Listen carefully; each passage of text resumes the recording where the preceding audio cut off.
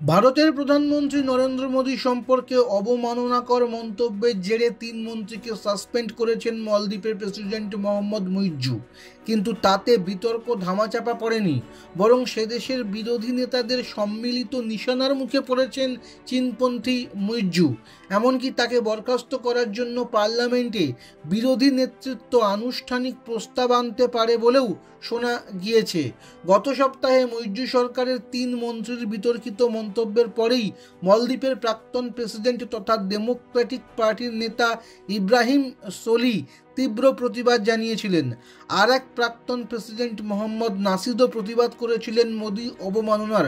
মঙ্গলবার ডেমোক্রেটিক পার্টির চেয়ারম্যান ফয়াজ ইসমাইল প্রকাশ্যে পিপলস ন্যাশনাল কংগ্রেসের নেতা মুইজ্জুকে দুষে ভারতের সঙ্গে সম্পর্কের ক্ষত মেরামতের ডাক দিয়েছেন।